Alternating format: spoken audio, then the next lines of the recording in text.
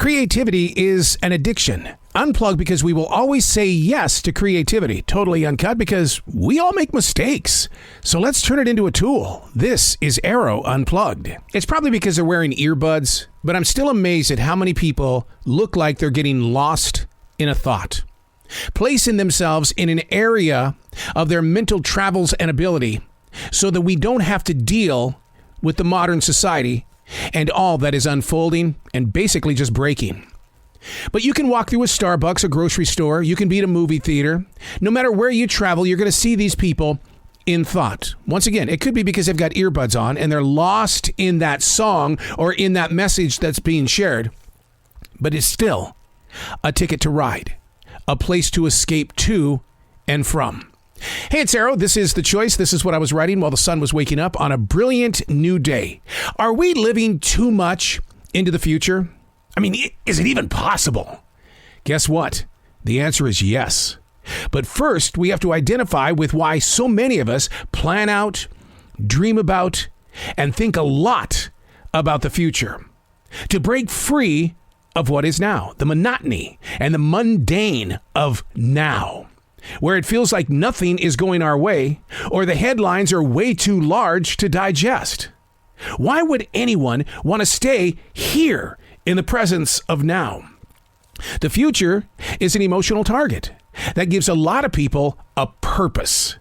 That's in itself helps mental travelers manage their own personal frustrations. What gets you frustrated and what gets me frustrated, two completely different paths. You might be inspired by, and I'm going, are you kidding me? How? Why? Not to be a Debbie Downer, I get the reasons why so many people like to invest in something that is completely 100% invisible. But the time and emotion spent to keep going forward eventually plays hard on the head and heart. No matter what is happening now, this is real. Now, I'm going to be transparent with you. In the 1980s, my first marriage, I was just 18 years old. My wife had a visionary situation. And what I mean by that is that if she was thinking it, then it was reality. She was always planning, talking about, and getting herself ready for a future that wasn't even born yet. She spent so much time in that future that she was a very angry person at the age of 17 because her life didn't match what she saw in the future. And the question for her wasn't, how am I going to get there? Her question was, why aren't you taking me there? Can you relate with this? When you step into the future and let go of what is now, do you blame others for you not being what your imagination is offering? Because that's a place where we need to have a conversation. Because your reality and my reality, once again, two separate things. What you see in your long-term vision has nothing to do with me.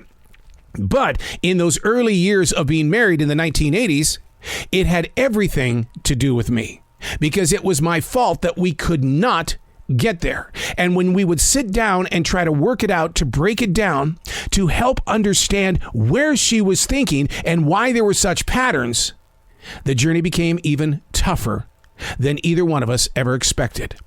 But yes, we are living too much in the future because we want to escape this place called now. I don't want to say, well, just look around you. Look around you. There's other things to look at outside of Google, CNN, or some sort of war story in other countries. I understand and I have the compassion for those that are living it.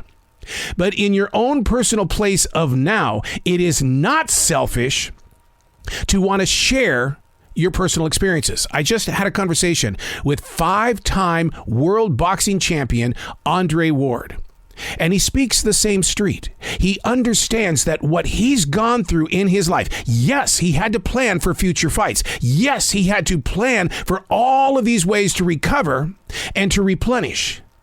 But now he's saying, I have this as an experience trip.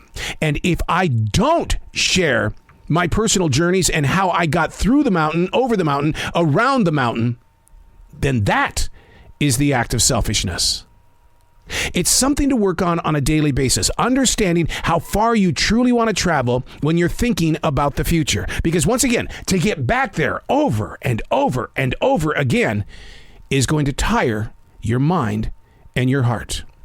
I'm Arroe, and that's what I was writing while the sun was waking up on a brilliant new day.